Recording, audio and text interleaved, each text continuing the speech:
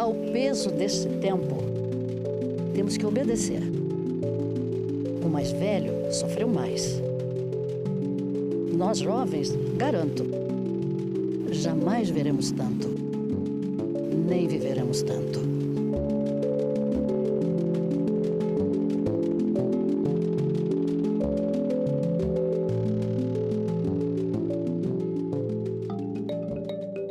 Sou Maria Celeste Pereira da Rosa, tenho bastante criança,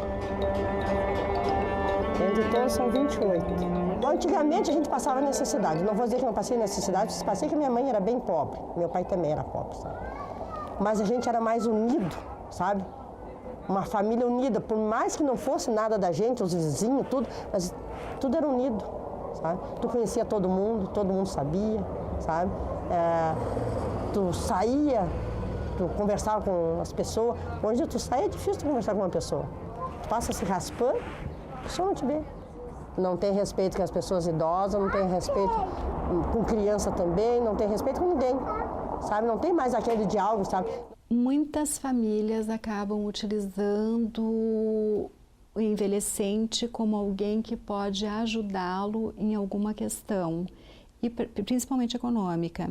Hoje nós temos os empréstimos consignados, bancos que oferecem condições de empréstimos bancários, enfim.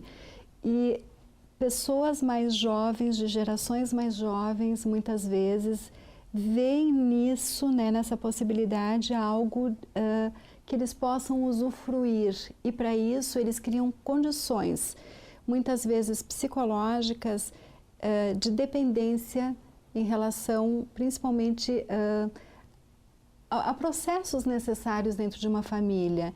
Então, se alguém precisa ser levado, o envelhecente precisa ser levado ao médico, ele é levado por alguém, um elemento da família. Mas essa pessoa, por ter feito esse favor, ela acaba pedindo alguma coisa de retribuição. E esse envelhecente, muitas vezes, para não sentir solidão, não ser abandonado, ele acaba cedendo a esses apelos. E ele acaba se tornando um dependente manipulado. O Disque 100 é um canal que o governo federal criou de denúncias de violências contra as pessoas idosas. Esse número, ele traz muitas denúncias de idosos que são principalmente violentados pelos familiares. E quem denuncia são os vizinhos, ou são parentes próximos, ou são pessoas que estão vinculadas, mas nunca a família em si. E o idoso, no momento que ele sofre violência familiar, ele não tem como se proteger dessa violência, porque ele precisa também da família para poder se manter vivo. Então, tem um silêncio da violência, essa violência física, inclusive, porque são vários tipos de violência, né? Tem as violências institucionais, a violência familiar e a violência da própria sociedade, né? E o idoso, ele sofre os 3 tipos de violência, quando ele frequenta as instituições, quando ele está em casa e quando ele está na sociedade. Uma coisa que, assim, me preocupa muito enquanto presidente do Conselho Estadual da Pessoa Idosa é o alto número de casos de violência que estão chegando ao Conselho, enfim, né? Confirmando que o maior violador é a família, né? E de preferência aquele familiar mais próximo, né? O filho, a filha, a nora, o genro, o neto, enfim, né? E aí, assim, há uma crítica em cima dessa família. Eu tento olhar o lado de trás de tudo isso.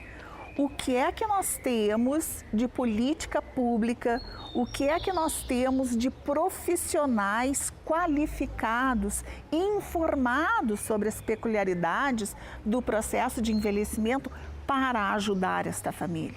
Que tipo de alternativas de serviços nós temos para ajudar esta família? Nenhuma. Porque hoje, aqui no estado, a gente atende o idoso de 2 formas, ou no grupo de convivência ou no asilo. Só que no meio disso há uma série de alternativas que estão previstas lá na lei. As modalidades estão previstas no Estatuto do Idoso, né? Então é isso que eu digo, assim, a gente é tão modelar, tão avançado num aspecto e com tanta dificuldade de efetivamente colocar isso em prática, de fazer a gestão dessa legislação. Nós não estamos bem. A sociedade pós-moderna, assim a denominamos, ela tem produzido muito descarte humano. Isso vai fundamentalmente afetar a vida das pessoas idosas. Nós temos um enorme caminho a percorrer na implantação do Estatuto do Idoso, tá? No reconhecimento da doutrina de proteção integral do idoso. Nós vamos ter uma das populações idosas mais altas do mundo a nível de previsões. O Brasil hoje já tem uma população realmente elevada, mas nós já temos condições, por exemplo, de pensar políticas específicas, regionais inclusive, que poderiam ajudar atendimentos. A região sul não tem os mesmos problemas, por exemplo, da região norte, tá? A formação, por exemplo, de recursos humanos, ela já está acontecendo nas universidades. Mesmo que por lei ela seja anterior, as universidades ainda não conseguiram atender às exigências da lei, que seria oferecer dentro da formação de nível superior a todos uma disciplina de longevidade para poder ter dimensões dos problemas que afetam realmente os velhos. Preconceito, descaso, violência e despreparo. O Brasil está vivenciando a sua primeira geração de pessoas que estão envelhecendo. Daqui 10 anos, seremos 35 milhões de pessoas com mais de 60 anos. Apesar do Estatuto do Idoso, há hoje no país apenas 80 locais de acolhimento ao idoso que sofre algum tipo de violência. Em 2014, o Disque 100 registrou 40 mil denúncias. Mas o idoso não quer apenas mais respeito ou melhor atendimento na área da saúde. Nesse sentido, os fundos municipais dão uma nova chance para essas pessoas que ainda têm saúde, são ativas e não querem mais ficar em casa. Os idosos não querem só assistência social, não é só aquelas pessoas que estão em vulnerabilidade. Tem pessoas idosas de todas as classes sociais, de todas as formas. Então, o fundo, ele é para financiar projetos e para ajudar, de repente, a alavancar um projeto que estava lá tendo alguma dificuldade, ele é para alavancar e logo em seguida aí a própria comunidade absorve isso, seja através do serviço público, seja através de uma iniciativa privada. Porque na contramão disso tudo, a gente sabe que existe uma política que a responsabilidade primeira, que é a primazia de dar conta da execução dessa política é do governo, né, da ação governamental. Na contramão disso, a gente sabe que o Estado está cada vez mais diminuto, mais incompetente, né? Em termos de tamanho, em termos de estrutura, de recursos humanos, de recursos financeiros, enfim, né? Então, o fundo vem como uma alternativa importante, né? De suprir e de efetivamente, eu acho que traduzir este conceito moderno que introjetado desde a Constituição Federal da parceria, do compartilhamento na gestão das políticas, né? Que se dá através da sociedade civil com o governo.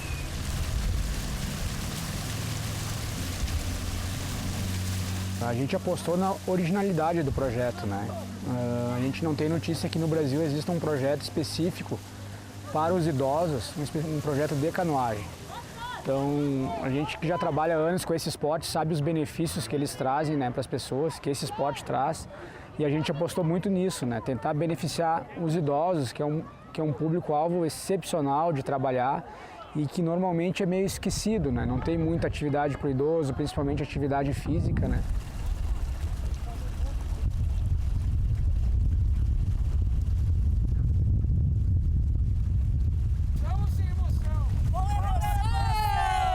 Severina, esquiava o REC, idade 70 e vou para 71. Nossa, eu deixo qualquer coisa, mas a canoagem não, é muito bom isso aqui. A gente brinca, a gente ri, a gente fala, a gente faz tudo, gente. Faz umas horas, né? Umas horas muito, muito alegre, muito feliz. A tendência, quando a gente fala em financiar projetos para as pessoas idosas, a tendência é a gente enxergar as chamadas instituições de longa permanência, né? Os asilos, os lares, enfim, porque é algo que mobiliza, né? Até emocionalmente, né? As comunidades. Só que a gente tem que levar em consideração que 0,9% da população está dentro dessas instituições. Então, o que a gente tem que fazer? Tem que se preocupar com os outros 99,1%. E quando eu me encontro com umas pessoas assim, minhas amigas, eu digo, vão se inscrever para canoagem porque vale a pena. Nunca fizeram uma coisa tão boa para os velhos. Aqui em Caxias foi isso aqui. Os professores estão de parabéns. As mulheres vivem muito mais, elas vão continuar vivendo muito mais porque as mulheres elas têm um cuidado com o corpo devido à questão da própria feminilidade, a questão do ciclo reprodutivo, elas estão atentas desde o momento da adolescência até praticamente a menopausa, e o que gera um certo cuidado preventivo em relação à saúde. E em relação ao sexo masculino, isso só acontece, os homens só frequentam ou acessam a saúde quando eles têm sintomas já de doença. Então isso ainda é uma característica que tem que ser alterada. As mulheres, elas são mais gregárias do que os homens. Elas conseguem se organizar em grupos de uma maneira mais fácil do que um homem que consegue se organizar muitas vezes em ambientes que não são muito adequados para um envelhecimento melhor, como numa roda de jogo, né, ou num bar, enquanto as mulheres procuram outras atividades. Na época das nossas nonas, das nossas avós, que antigamente, na nossa idade, a gente já era nona, né? Nona, avó. As nonas faziam chimia com um tacho e uma pá. Mexiam, ficavam ali uma tarde inteira pegando sol, queimando o rosto. Hoje a coisa mudou tanto para melhor para os idosos que hoje a gente não faz mais chimia. As nonas, as vós não fazem mais chimia. As nonas hoje vêm pro remo, vêm pra água, né?